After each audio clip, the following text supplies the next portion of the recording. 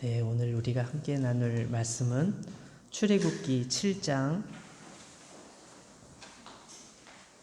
8절부터 13절까지 말씀입니다. 출애굽기 7장 8절부터 13절까지.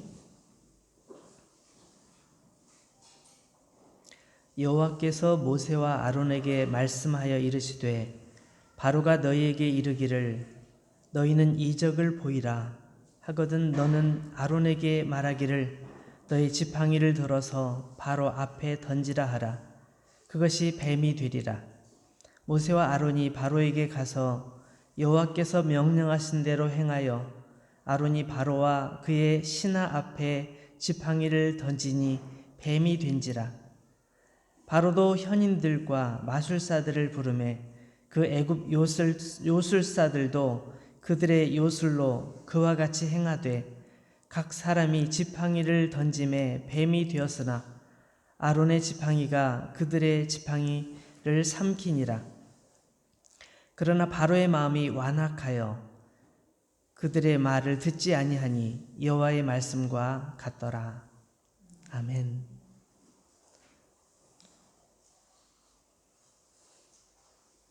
하나님은 언제나 좋으신 분이십니다. 하나님은 언제나 우리와 함께 하기를 원하시는 분이십니다. 하나님께서 우리에게 너무나 좋은 분이라는 것을 믿음으로 고백하고 인정할 때 우리 삶 속에 놀라운 일들이 일어납니다. 하나님, 제가 하나님을 믿게 되었습니다. 이제부터 하나님을 잘 믿겠습니다. 내 마음속에 들어와 계시고 나와 함께 주옵소서. 그렇게 기도하는 그 짧은 기도 속에 하나님께서는 우리 속에 들어오시고 우리와 함께 하시고 때로는 우리가 걱정할 때, 힘들 때, 낙심될 때 우리 곁에서 돕고 계십니다. 우리 삶 속에 놀라운 일들이 많이 벌어져서 세상의 미련이 점점 사라지고 또 크고 작은 다툼도 사라집니다. 사람들에 대해서 미운 마음보다는 긍휼히 여기는 마음, 불쌍히 여기는 마음이 생기고 사랑하는 법을 배우게 됩니다. 마음의 고통이 사라지고 삶의 기쁨과 행복이 무엇인지 알게 됩니다. 하나님의 사랑과 은혜를 날마다 경험하고 고백할 수 있게 됩니다. 제가 지금 이렇게 읽었는데요. 이걸 들으시면서 나는 아닌데, 나는 아닌데 이렇게 생각하시는 분 혹시 계신가요? 하나님께서 내 속에 들어오시고 내 삶을 주관하시기 시작하시면 우리의 삶이 우리가 생각한 대로 안 돼요. 우리가 짜증날 일인데도 불구하고 짜증이 안 나요. 근데 우리가 하나님을 때에 따라 들어오시도록, 때에 따라 우리 곁에 계시도록, 지금은 필요 없어요. 나중에 오세요. 이런 식으로 우리가 하나님을 거부하고 받아들이지 않고 잊어버리고 있으면 하나님께서 우리와 함께 하셔도 그걸 느끼지 못해요. 그래서 어떤 분은 그런 얘기를 하셨어요. 정말 내가 좀 더 젊었을 때 하나님을 알았더라면, 지금처럼 알았더라면 제 인생이 완전히 달라졌을 거예요. 하나님께서 이렇게 좋으신 거 저 몰랐어요. 교회를 수십 년 다녔지만 이제서야 하나님이 좋으신 걸 이제서야 느끼겠어요. 제 인생 헛산 것 같아요. 그렇게 말씀하시는 분들이 종종 있어요. 하나님께서 내 안에 계시고 나와 함께 계심에도 불구하고 그것이 느껴지지 않고 때로는 느끼려고 하지 않고 때로는 정말 느껴지지만 그냥 그걸 무시하는 그런 삶을 살다 보면 하나님께서 나와 함께 하시고 내게 가장 좋은 것을 주심에도 불구하고 그걸 계속 놓치는 거예요. 어떤 경우에는 하나님의 뜻이 느껴지는데 그 뜻을 일부러 거부하는 경우도 있잖아요. 일부러. 안 돼요. 이것만큼은 내가 양보할 수 없어요. 이것만큼은 안 돼요. 그럴 때 하나님은 어떻게 하실까요? 오늘은 이 완악한 마음, 성경에 나와 있는 이 완악함에 대한 말씀을 함께 나누려고 합니다. 오늘 말씀에서 드디어 모세와 아론은 파라오를 찾아가기로 결심합니다. 하나님께서 가도록 말씀하셨고 이제 가기로 마음을 먹습니다. 굉장히 중요합니다. 이것은 자기 자신의 능력을 의지하는 것이 아니고 자기 자신의 생각을 의지하는 것이 아니라 자기 자신의 능력 없음을 인정하고 하나님의 능력이 함께 하심을 믿는 것입니다. 그리고 하나님의 말씀에 순종하는 것입니다. 나는 안 돼. 가봐야 소용없어. 지난번에 갔을 때도 안 됐어. 그렇지만 하나님께서 나에게 가라고 말씀하실 때는 분명한 이유가 있고 방법이 하나님께 다 있어. 난 그걸 인정하자. 그렇게 인정하고 바로에게로 나가는 것이죠. 자신의 생각을 보류하고 하나님의 뜻을 신뢰하는 것입니다. 여러분, 우리가 잘 아는 신약 성경에 나오는 베드로 이야기를 생각해 보십시오. 베드로가 물 위를 걸어요. 원래 물 위로 걷는 사람이었습니까? 아니죠. 한 번도 걸어본 적이 없어요. 한 번도 걸어본 적이 없습니다. 근데 예수님을 바라볼 때, 예수님께서 말씀하실 때, 물 위로 걸어오라고 말씀하실 때 베드로는 예수님을 바라보면서 예수님의 눈동자를 봤겠죠? 예수님의 얼굴을 바라봤겠죠? 그동안 예수님께서 하신 말씀들을 생각할 때 내가 이 말씀을 믿어도 되겠어. 믿어야 되겠어. 라고 굳게 결심할 때 그는 물 위를 걷게 되죠. 그때 장면을 한번 찾아보면요. 마태복음 14장에 우리는 그 말씀을 직접 볼 수 있습니다. 기왕이면 눈으로 확인해 보는 게 좋을 것 같아요. 한번 여러분 가지고 계신 성경을 활짝 펴서 마태복음 14장 28절 말씀을 보시죠. 마태복음 14장 28절 말씀을 보시면 이렇게 나와 있어요. 베드로가 대답하여 이르되 주여 만일 주님이시거든 나를 명하사 물 위로 오라 하소서. 이건 어떤 장면이에요? 이 바로 앞에 장면은 뭐냐면 예수님 베드로와 함께 다른 제자들이 배를 타고 바다를 건너다가 큰 풍랑을 만났어요. 그래서 막 배가 뒤집힐 지경이라서 어떤 사람들은 물을 퍼내고 어떤 사람은 노를 젓고 어떤 사람은 돛대를 붙잡고 막 난리가 난 상황이죠. 그때 저 멀리서 누군가가 걸어오고 있는 걸 발견했어요. 어떤 사람들이 유령이 나타났어. 우린 완전히 죽었어. 라고 말할 때 제자 중에 한 명이 아니야 예수님 같아. 예수님이잖아. 라고 말을 하는 거죠. 정말 유령인지 예수님인지 분간이 안 되는 거예요. 사람이 죽을 때가 되면 유령도 보이고 예수님도 보이고 다 보인다는데 그거 아닌지 이렇게 걱정하는 사람도 있단 말이에요. 바로 그때 베드로가 용기를 내서 만약에 당신께서 유령이 아니고 예수님이라면 그런 뜻이에요. 주여 만일 주님이시거든 나에게 명령을 내려보십시오. 물 위를 걸어오라고 말씀해 보십시오. 라고 거기 앞에 보이는 그분에게 소리를 친 거죠. 29절 예수님께 말씀은 너무 간단해요. 오라. 그게 끝이에요. 오라. 그렇게 말씀하셨어요. 근데 베드로는 예수님께서 하신 그 말씀에 맞아. 예수님의 음성이 맞아. 분명해. 우리와 함께 다녔던 예수님 분명해. 체형도 비슷하고 잘은 정확하게는 안 보이지만 음성이 정확히 맞아. 어떤 확신을 얻었겠죠? 그래서 오라 하시니 베드로가 배에서 내려 물 위로 그 다음에 걸어서 예수님께로 갔다 나와 있어요. 베드로도 제정신이 아니었을 것 같습니다. 왜냐하면 생전 처음 이런 일을 당했으니까요. 저도 예수님을 믿기 시작하고 정말 열정적으로 예수님을 믿을 때 처음에 저도 은혜를 많이 받았고 성령 충만하다고 생각할 때 저도 한번 생각해 봤어요. 내가 성령이 이렇게 충만하니 나도 기도하고 물 위를 걸으면 어떨까? 주님 저에게도 물을 걷게 해 주옵소서. 그리고 물에 딱 들어가 봤어요. 네. 들어가 봤어요. 그냥 들어가서 수영했죠. 네, 걷지는 못했어요. 아주 특수한 상황 속에서 하나님께서는 예수님께서는 베드로에게 오라고 말씀하셨고, 베드로는 그것이 물 위로 걸어오라는 말씀인 것으로 믿었어요. 수영에 서로 하는 게 아니라 물 위를 걸어오라는 것을 믿었던 거죠. 30절, 29절에 보면 물 위로 걸어서 예수께로 갔다고 분명히 나와 있는데 30절에 반전이 일어나죠. 바람을 보고 무서워 빠져가는지라. 여러분, 바다에서 조그만 배를 타본 분들은 아실 거예요. 바다에서 잔잔할 때는 괜찮아요. 걱정 없어요.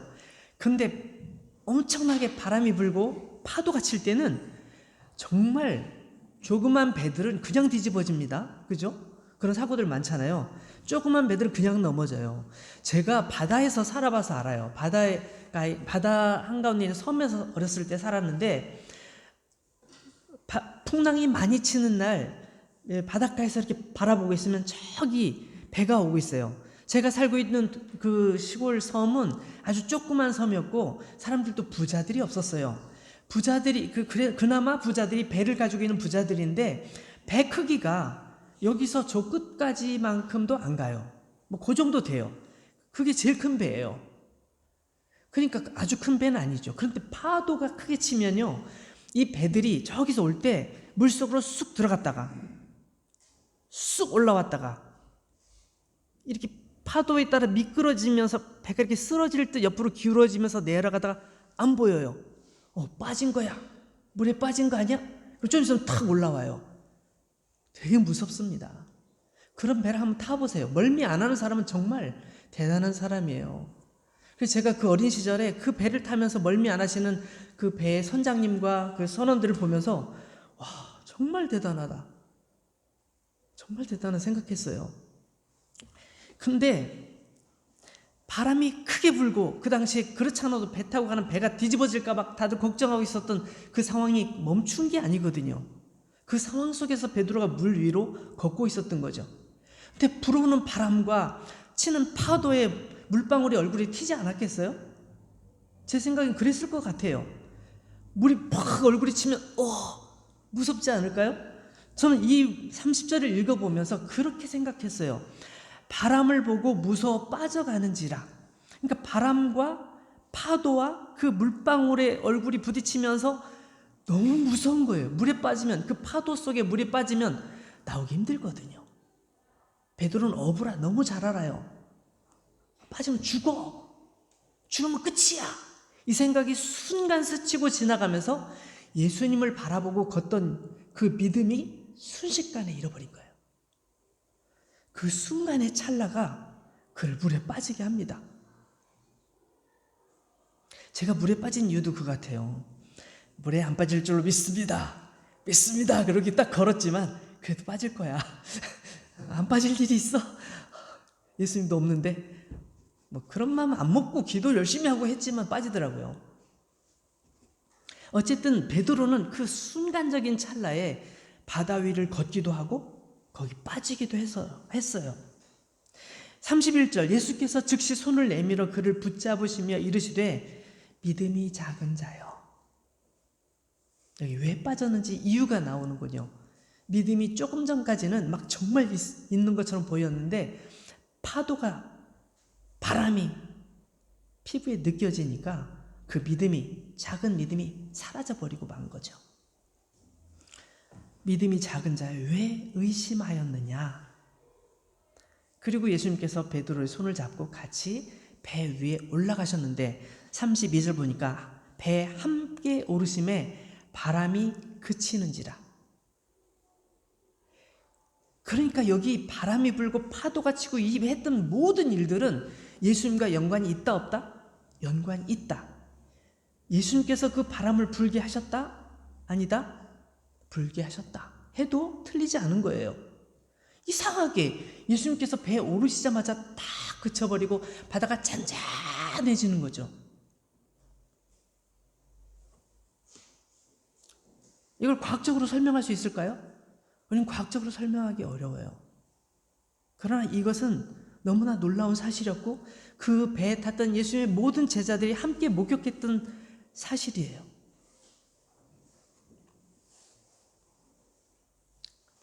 만약에 베드로가 물 위를 걷고 있을 때 파도가 치면 더 눈을 크게 뜨고 예수님을 쳐다봤다면 어떻게 됐을까요?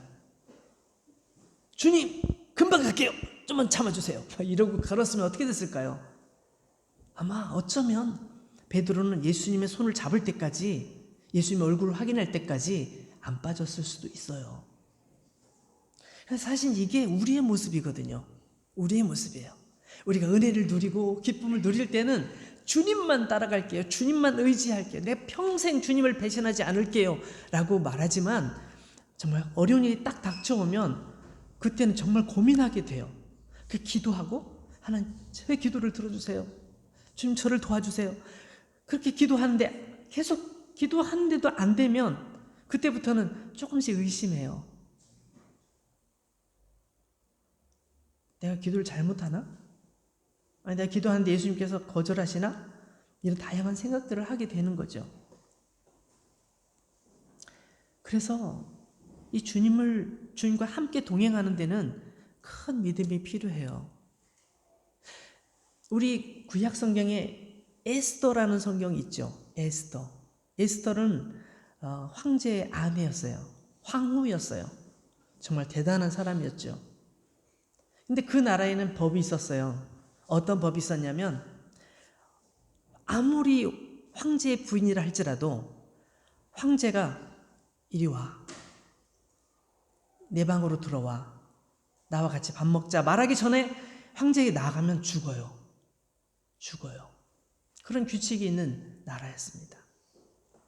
근데 그 당시에 유대 민족이 큰 어려움을 겪게 됐어요.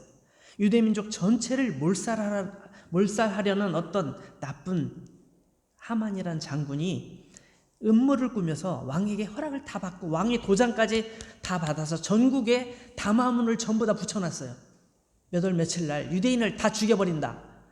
쫙 전국에 붙여놨어요. 그런 상황에 왕궁에 있는 황후 에스더는 그걸 모르고 있었어요. 근데 삼촌 모르드게라는 삼촌이 에스더에게 얘기를 합니다. 에스더, 지금 이 나라가 이렇게 어려운 상황이 있다. 너가 황제에게 얘기를 해야 된다. 안 돼요. 저 함부로 말을 못해요. 저 함부로 나가서 무슨 말을 하면 저는 황제에게 가까이 가기 전에 죽임을 당해요. 그래?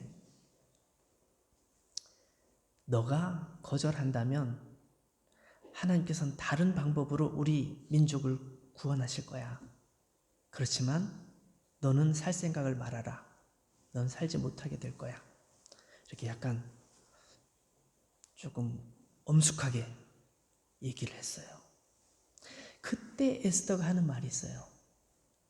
에스더 4장에 보면 그런 말이 있습니다. 혹시 찾아보고 싶은 분들 찾아보세요. 구약성경 에스더 4장 15, 16절인데 찾아볼까요?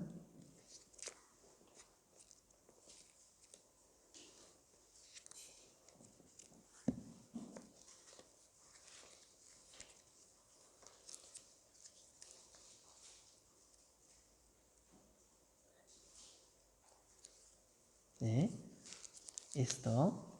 자, 제가 읽겠습니다. 4장 15절부터 읽을게요. 에스더가 모르드게에게 회답하여 이르되 당신은 가서 수산에 있는 유다인을 다 모으고 나를 위하여 금식하되 밤낮 3일을 먹지도 말고 마시지도 마소서. 나도 나의 시녀들과 더불어 이렇게 금식한 후에 규례를 어기고 왕에게 나아가리니 죽으면 죽으리이다 하니라. 에스더는 규칙을 어기기로 결심해요. 이것은 죽음과 같아요. 그러나 이것이 만약에 하나님의 뜻이라면 내가 그 길을 가겠습니다. 만약 내가 죽게 된다면 죽음까지도 감수하겠습니다. 그러나 하나님께 기도하고 금식하며 기도하고 이 일을 하겠습니다. 나와 함께 기도해 주십시오 라고 부탁을 하는 거죠. 이건 뭐예요? 내 생명을 하나님께 맡깁니다. 모든 걸 맡깁니다. 그러니 하나님께서 책임져 주십시오. 나는 하나님을 믿고 가겠습니다 라고 결정하는 거예요. 그래서 죽으면 죽으리다, 이 단어를 많은 사람들이 알 거예요. 죽으면 죽으리다. 교회 안 다니는 사람들도 이 얘기는 알더라고요. 이게 성경에 있는지도 몰라. 근데 알아요. 죽으면 죽으리라, 죽으면 죽으리라 이렇게 말하는 사람이 있어요. 바로 그때 나온 얘기죠. 결국 에스더는 왕 앞에 나아갑니다. 그리고 지혜롭게 얘기하고 죽음을 면할 뿐만 아니라 온 민족의 위기를 구하게 되죠. 그게 에스더서의 이야기예요.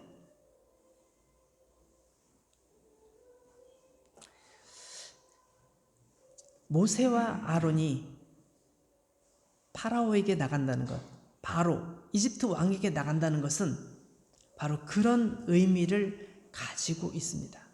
내가 죽으면 죽으리라. 내가 이 상황 속에서 어려운 일을 당하게 된다면 감수하리라 생각하고 나가는 거죠. 근데 여러분, 하나님께서는 너무너무 젠틀하십니다. 너무너무 좋으신 분이에요. 파라오 앞에 모세가 나가려고 할 때 하나님께서 알려주시죠. 오늘 얘기가 그 내용이 나와 있잖아요. 어떻게 해야 될지를 말씀해 주세요. 파라오의 말 한마디에 모세의 생명이 달려있음에도 불구하고 뭐라고 말을 해야 될지, 어떻게 행동을 해야 될지 그것을 미리 쭉 말씀해 주십니다. 너희가 파라오에게 나가면 파라오는 분명히 내가 너희를 보낸 증거를 대라, 증명해 보여라 라고 말할 것이다. 그리고 뭔가를 보여달라고 말할 것이다. 그걸 보여달라고 말할 때 너는 네가 지난번에 보았던 것처럼 너의 지팡이를 아론에게, 형에게 주어서 그 지팡이를 파라오 앞에 던지게 해라. 그러면 내가 그것을 뱀으로 만들겠다 라고 말씀하시는 거죠.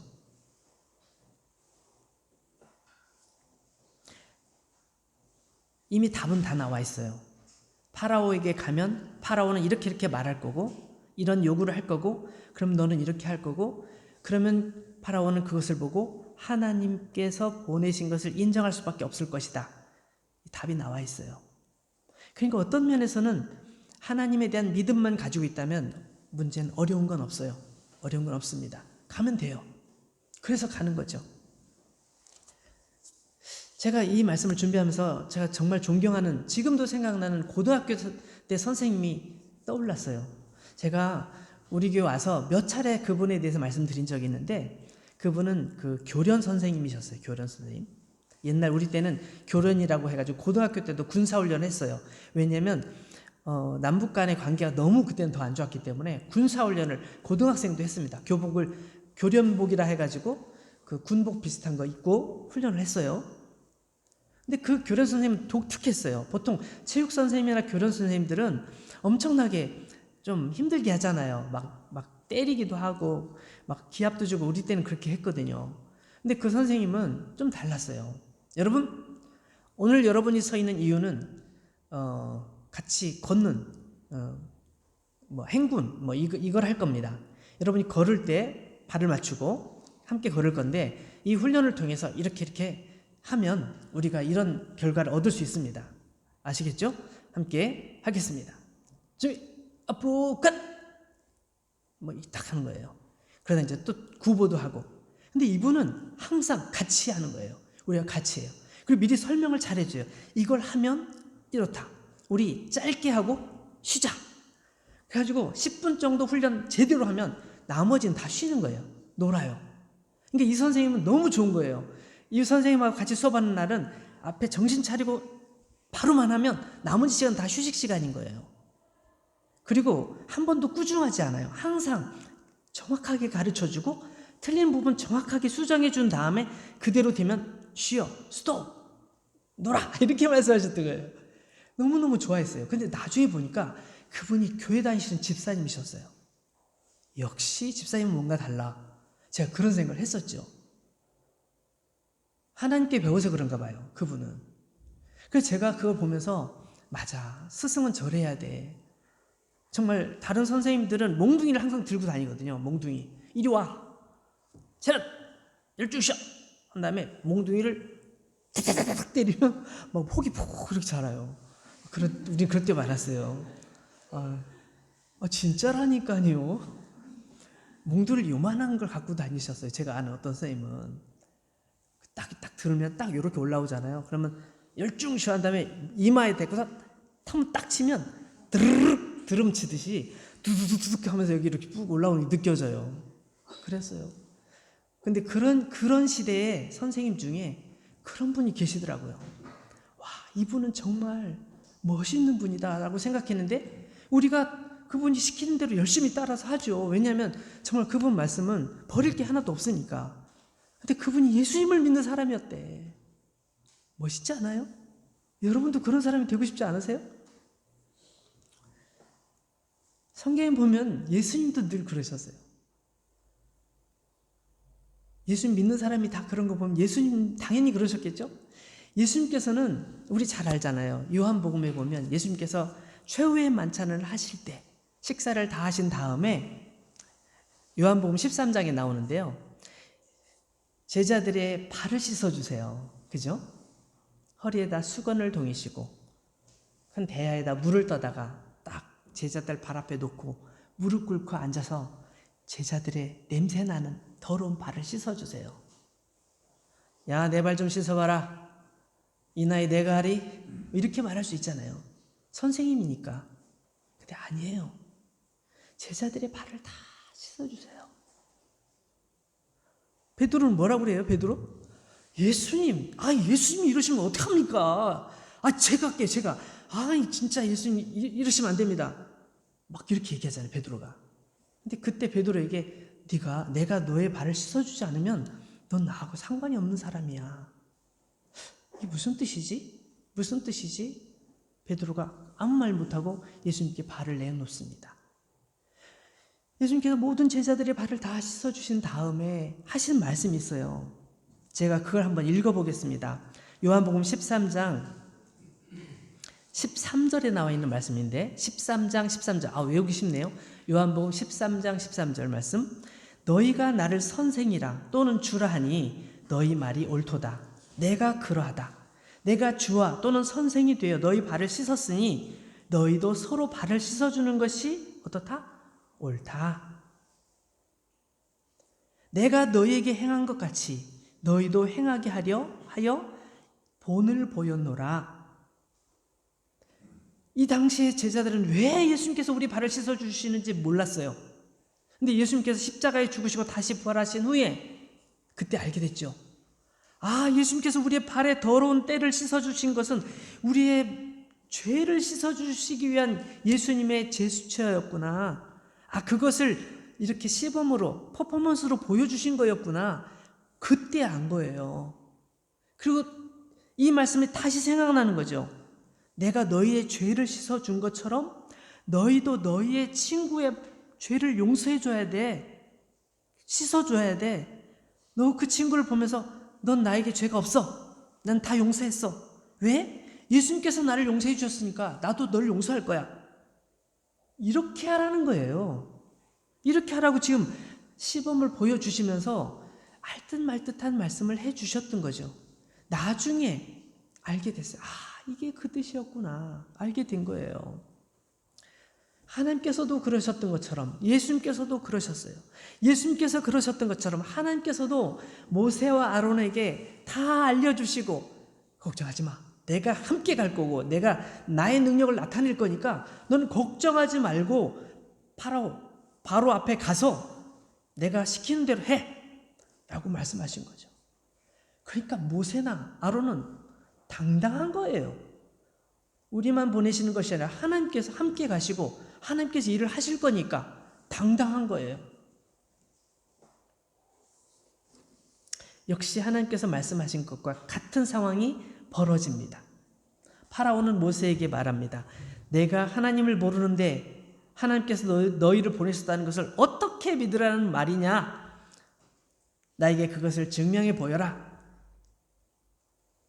오늘 성경 본문에는 안 나와 있지만 그렇게 말했어요. 모세는 하나님께서 말씀하신 대로 지팡이를 파라오 앞에 아론을 통해서 던지게 합니다. 그러자 지팡이가 뱀으로 변합니다. 근데 여기서 파라오가 웃습니다. 하하하, 그 정도를 가지고 증명해 보인다고? 별거 아니네. 아마 이렇게 생각했던 것 같습니다. 우리 이집트에 있는 모든 그 마술사들 불러와.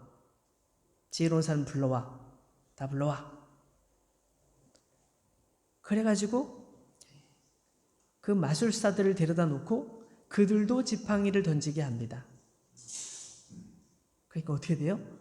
그들의 지팡이도 뱀으로 변하죠. 11절 그대로 한번 읽어볼게요. 오늘 말씀. 바로도 현인들과 마술사들을 부르매 그 애굽 요술사들도 그들의 요술로 그와 같이 행하되 각 사람이 지팡이를 던짐에 뱀이 되었으나 뱀이 되었대요. 그럼 모세의 지팡이가 변한 뱀, 다른 마술사들이 만든 뱀, 어떤 차이가 있을까요? 성경에는 큰 차이를 얘기해 주지는 않고 있어요. 여기는. 근데 생각해 보면 하나는 하나님께서 만드신 뱀이에요. 하나님께서는 무를 유로 창조하신, 무에서 유를 만드신 분이시잖아요. 세상을 창조하셨으니까. 그러니까 지팡이를 뱀으로 만드시는 것은 아무런 어려움도 없고 문제도 없어요. 아무 문제도 없어요. 그런데 이집트의 마술사들은 어떻게 뱀을 만들었을까요? 어떤 능력으로? 여러 가지 견해들이 있어요. 첫 번째, 요즘 마술사들이 하는 것처럼 속임수다. 눈속임. 정말 우리가 눈앞에서 눈으로 확인하고 있는데도 불구하고 카드가 변해서 비둘기로 되고 뭐 이런 거 요즘도 하잖아요. 이건 분명히 그런 무슨 눈속임일 거다라고 말하는 사람이 있어요. 성경에서는 눈속임이라고 전혀 말하지 않아요. 두 번째, 정말 이 사람들도 어떤 사악한 능력, 그 마술사들이니까 마술 능력을 가지고 그 어떤 신에 의지해서 만들어냈을 거다. 이렇게 말하기도 해요. 여러분 둘 중에 어떤 걸 것 같습니까? 첫 번째, 눈속임. 두 번째, 진짜 만들었다. 여러 글들을 보니까 이제 어떤 이런 분들이 있어요. 원래는 뱀이야. 뱀을 어떤 기술을 써서 지팡이처럼 만든 거예요. 지팡이. 누가 봐도 지팡이에요. 그죠? 지팡이. 근데 딱 던지는 순간 뭔가 한 거야. 그러니까 이게 꿈틀꿈틀 하면 뱀으로 바뀌었다. 이렇게 보는 분들도 있어요. 이분들 본 거 아니잖아요. 상상이죠. 마술사들은 충분히 할 수 있을 거야.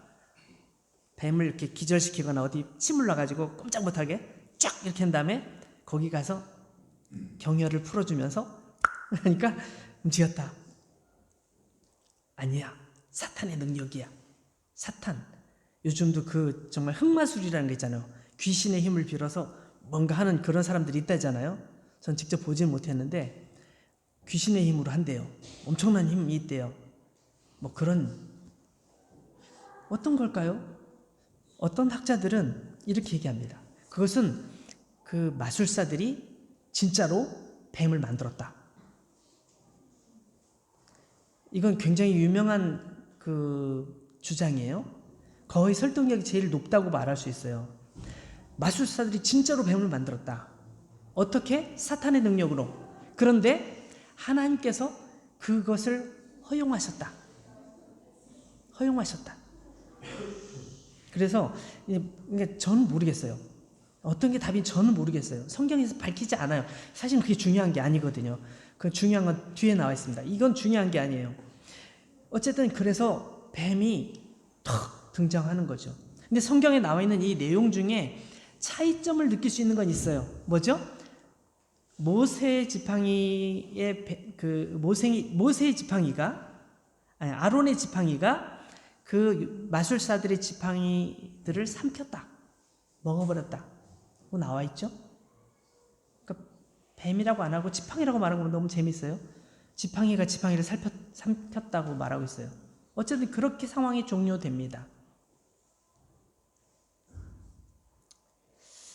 이거를 보면은 학자들이 그렇게 하나님께서 그 권한을 허용하셨다고 말하는 이유 중에 하나가 마태복음 24장에 있는 말씀인데요. 제가 오늘은 한번 제가 읽어볼게. 들어보세요. 그때 사람이 너에게 너에게 말하되 보라 그리스도가 여기 있다 혹은 저기 있다 하여도 믿지 말라. 거짓 그리스도들과 거짓 선지자들이 일어나 큰 표적과 기사를 보여 할 수만 있으면 택한 자들도 미혹하리라. 보라 내가 너에게 미리 말하였노라. 이렇게 말씀하셨어요. 그러니까 거짓 그리스도, 거짓 선지자들이 나타나서 활동할 때 그들이 정말 엄청난 하나님만이 하실 수 있는 일을 딱 보여주면서 봐라 내가 그리스도다, 보라 내가 선지자다 이렇게 주장한다는 거예요. 그렇기 때문에 예수님을 잘 믿는 사람들 중에서도 거기에 가가지고 저도 보여주세요라고 말할 사람이 있다는 거예요. 그것이 정말 이분이 하나님의 능력으로 하는구나라고 생각하는 사람이 있을 만큼 놀라운 일들이 나타난다고 예수님께서 말씀하신 거예요. 이것을 보면 사람들이 믿을 수밖에 없도록 만드는 놀라운 그런 일들이 나타나는 것이 충분히 가능하다는 것을 볼 수가 있어요. 근데 문제는 지금부터예요. 이 상황을 지켜본 다음에 파라오가 어떻게 반응을 하나요? 13절 말씀 한번 다시 볼까요? 그러나 바로의 마음이 완악하여 그들의 말을 듣지 아니하니 여호와의 말씀과 같더라. 바로의 마음이 아주 완악해졌대요. 완악이라는 표현이 이게 무슨 뜻이죠? 완악함. 이 완악함으로 번역된 이 원래 히브리어 단어를 살펴보면 외면한다, 잘못을 계속 저지른다, 반항적으로 나온다, 이전의 나쁜 행실로 다시 돌아가 버린다, 이런 뜻을 가지고 있는 단어예요. 완악함이라니까. 그러니까 고집을 꺾지 않는 거죠. 끝까지 버티는 거죠. 내가 죽을 때까지 내가 맞긴 맞지만 내가 절대로 양보 못해.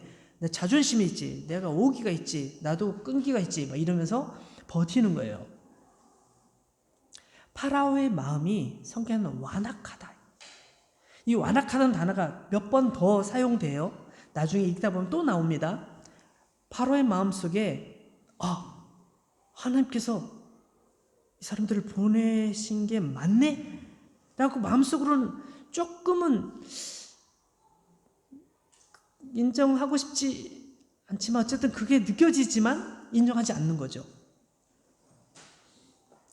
성경에서는 이것을 좀 이렇게 그림 언어로 표현하기도 합니다. 예를 들어 성경에 나오는 동물 중에 노새라는 동물이 있어요. 노새는 어떻게 낳는지 아세요? 당나귀 중에 수당나귀, 그죠? 그 다음에 말 중에 암말이 교배를 해가지고 낳는 새끼가 이게 노새예요. 근데 노새는 특징이 당나귀 같기도 하고 말 같기도 해요. 근데 고집이 너무 세요. 말을 안 들어. 뭔가 말처럼 보이기도 하지만 당나귀잖아요. 당나귀처럼 보이지만 말이잖아요. 그런데 애매모호한 상황인데 하는 행동도 고집세고 말 안 들어갖고 정말 길들이기 힘든 그런 동물이에요. 그래서 정말 노새처럼 고집세다 이렇게 표현하는 그런 나라들 표현들이 있어요. 시편에도 보면은 32편 9절에 이런 말씀이 있는데 너희는 무지한 말이나 노새같이 되지 말지어다.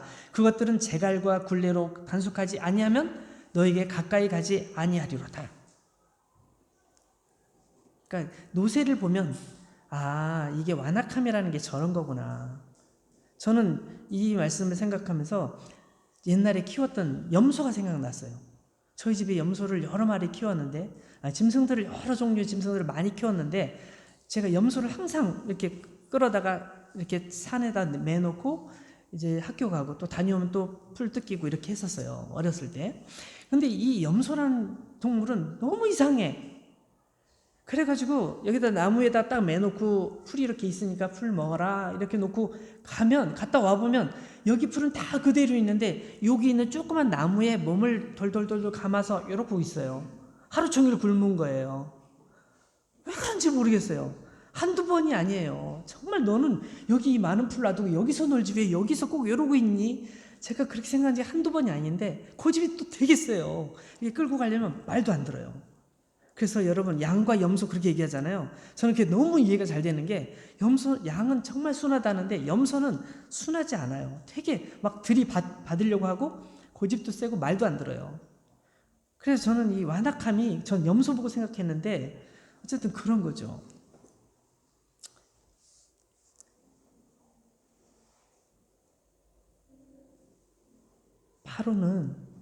파라오, 이집트의 파라오는 자기 자신의 위치가 있어요.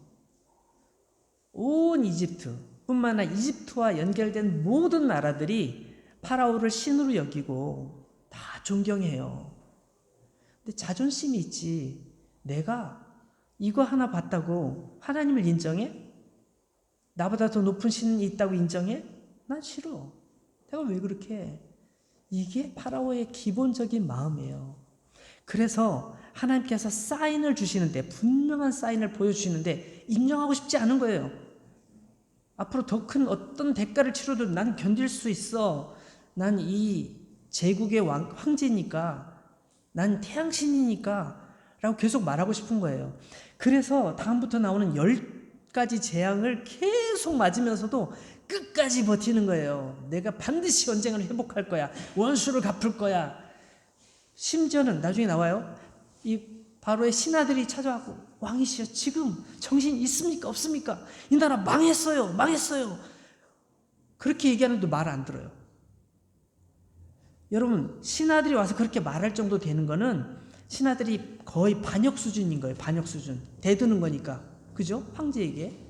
근데 왕이시여 지금 이 나라가 망한지 아십니까 모릅니까? 지금 이 상황이 어떤 상황인데 계속 버티고 있습니까? 빨리 이집트에서 이스라엘 민족을 보내세요.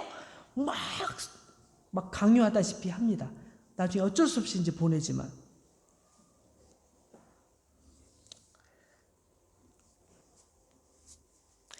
여러분 우리가 하나님을 섬기는 데 있어서 바로처럼 하면 안 돼요. 바로처럼 하면 안 돼요. 근데 우리는 너무 쉽게 바로처럼 하는 것 같아요. 너무 쉽게. 왜냐하면 하나님은 눈에 안 보이시니까. 내 곁에 계신다고 하지만 안 느껴지니까. 좀 더 기도하고 주님이 옆에 계시다는 걸 느끼게 해주세요. 이렇게 기도하면 그나마 느낄 기회가 있는데 그런 기도를 우리가 안 하잖아요. 그리고 어려움 막 혼자서 막 어떤 분은 막 술 마시고 어떤 분은 막 때려 부시고 막 어떤 사람 막 친구들 전화하고 막 화내고 막 그러면서 막 뭔가를 잊으려고 하잖아요. 정말 오늘날 정말 많은 사람들이 제가 최근에 그 X라는 옛날에 트위터 하던 그걸 요즘 사람들이 굉장히 믿을 만한 그거라고 해가지고 제가 그걸 설치하고 보기 시작했는데 제가 너무 끔찍한 걸 요즘 많이 봤어요. 왜 그런 게 많이 나오는지 모르겠어요. 여러분 혹시 X를 설치한 분들은 그런지 모르겠어요. 저만 그런가? 이렇게 길거리에서 갑자기 싸우는 거 있죠. 싸우는 거. 심지어 총으로 쏴 죽이는 것까지도 거기 다 나와요. 너무 무서워. 이렇게 무서운 세상에 우리가 살고 있나? 물론 그 배경이 미국이라서 총기 소지가 가능하니까 그런지 모르겠지만 길거리에서 막 걸핏하면 싸우는 거예요. 막 싸우고 막 남자들 여자들 관계없이 막 싸우고 심지어는 막 총을 쏴버리고 너무 무섭더라고요. 사람들이 왜 그렇게 분노하고 왜 분노를 참지 못할까요? 너의 감성에 충실해. 너를 사랑해. 너가 생각하는 대로 하고 싶은 대로 해. 이게 요즘 그 방송이나 이런 데 광고에 다 나오는 내용들이 그런 내용 아닌가요? 그래서 그런 거 아닌가 저는 그런 생각을 혼자 해봤어요. 어쨌든 오늘날 시대는 정말 자기 마음대로 하는 시대 같아요. 너무 이상해요. 제가 젊었을 때, 제가 어렸을 때하고 너무 달라진 거예요. 그때만 해도 저희 어른들이 그랬거든요. 요즘 젊은이들은 버릇이 없어. 인사도 안 하고, 교회 와도, 집사님들 봐도 인사도 안 하고 말이야. 막 이런 얘기를 많이 하셨는데, 제가 생각할 때 그때 굉장히 인사를 우리 열심히 했거든요. 잘했어요. 잘했는데, 뭐 요즘 제가 그 당시 생각을 가지고 요즘을 바라보면 안 된다고 그러더라고요. 요즘 너무 사회가 좀 많이 바뀌어서 그런 식으로 젊은 사람들에게 얘기해도 안 되고 말하면 안 됩니다. 조용해야 됩니다. 조심하세요. 이렇게 하는데 요즘 시대가 워낙 목이 뻣뻣한 시대예요. 그리고 완악한 시대예요. 자기 주장을 하지 않으면 바보처럼 여김받는 시대예요. 그래서 어떻게든 자기 자신을 드러내고 자기 자신의 좀 틀렸어도 끝까지 정당성을 얘기하고 막 이러는 것이 잘하는 거라고 인정받는 시대 같아요. 성경에서는 우리를 그렇게 가르쳐 주지 않더라고요. 제가 두 군데 성경만 찾고 오늘 말씀을 마치려고 하는데요. 이 완악함에 연결된 말씀이라 한번 꼭 찾아보면 좋겠습니다. 베드로전서 5장 신약 성경 저 뒤쪽에 있어요. 저 뒤쪽에 가보면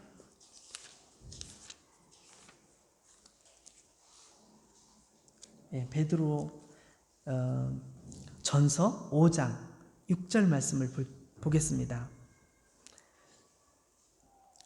사도 베드로는 이렇게 권면하고 있습니다. 그러므로 하나님의 능하신 손 아래에서 겸손하라. 때가 되면 너희를 높이시리라. 여러분 친구와 싸울 일이 생기죠? 그럼 통 크게 용서해 주세요.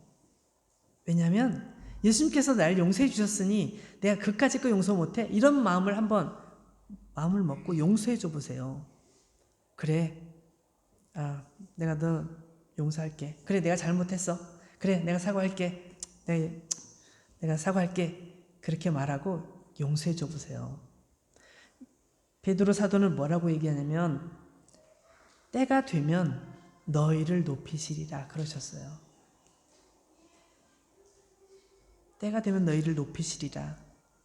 너가 참고 기도하고 양보하고 그러면 때가 되면 네가 원하지 않아도 네가 막 높이려고 하지 않아도 사람들은 너를 존경하게 되고 너를 좋아하게 되고 너를 귀하게 여기게 될 거야. 그러니까 너무 거기에 매여서 같이 싸우지 마. 같은 사람 되니까 그런 거죠. 한 군데만 더 찾아볼게요. 마태복음 21장 5절 말씀. 마태복음 21장 5절 말씀. 여기는 예수님에 대한 예언이 나와 있는데 그 예언에 대한 말씀이에요. 마태복음 21장 5절. 시온의 딸에게 이르기를 내 왕이 내게 임하나니 그는 겸손하여 나귀 곧 멍에 매는 짐승의 새끼를 타도다 하라 하였느니라. 예수님께서 예루살렘 십자가에 죽기 위해서 예루살렘으로 걸어 올라가실 때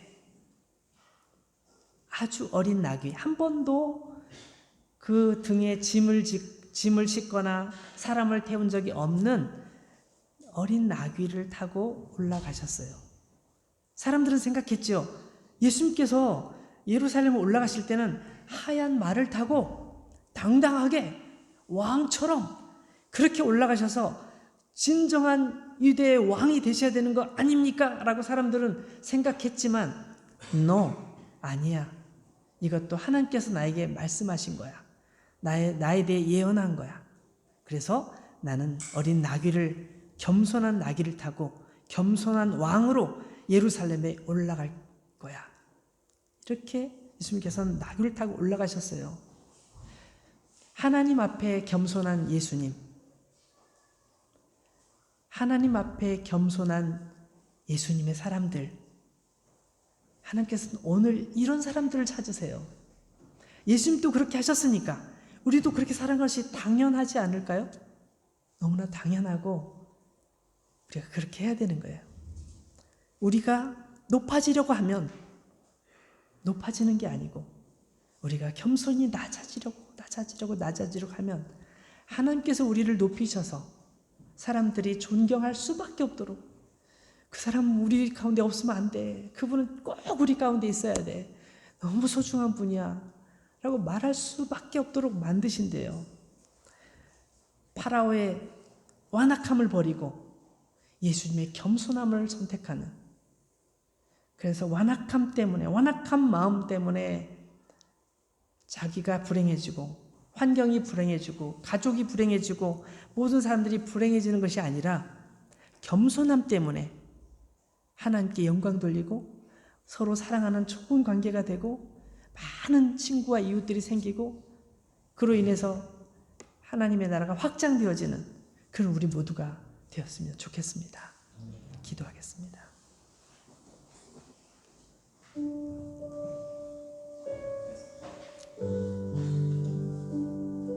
하나님, 예수님의 겸손함을 배우길 원합니다. 바로가 가지고 있었던 그 권력과 그 모든 능력들, 그것이 그를 망하게 했습니다. 바로의 완악함 때문에 그는 겸손함을 포기했습니다.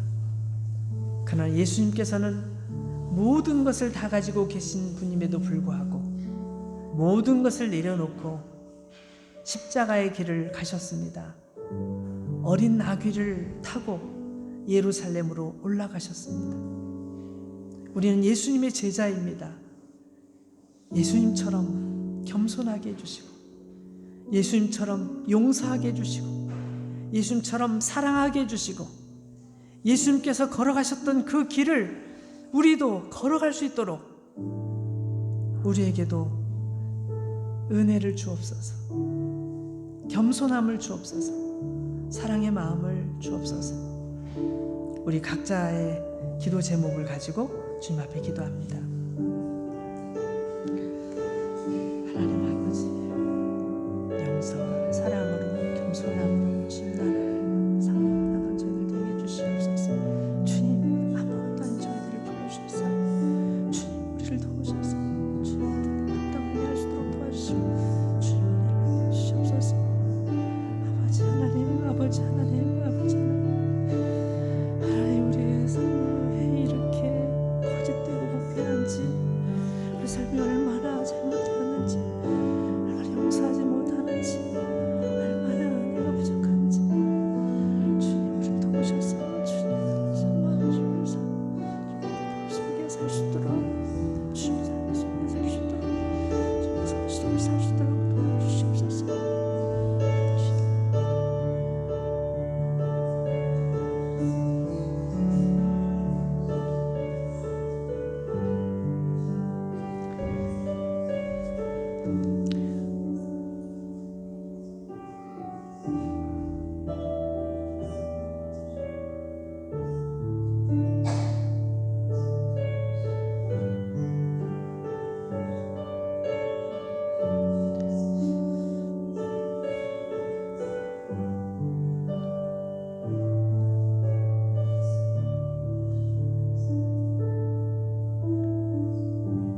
하나님 아버지, 우리의 연약함을 아시는 주님, 우리가 겸손하지 못한 부분들을 깨닫게 해주시고 주님의 겸손함으로 세상을 다시 바라볼 수 있게 해 주옵소서.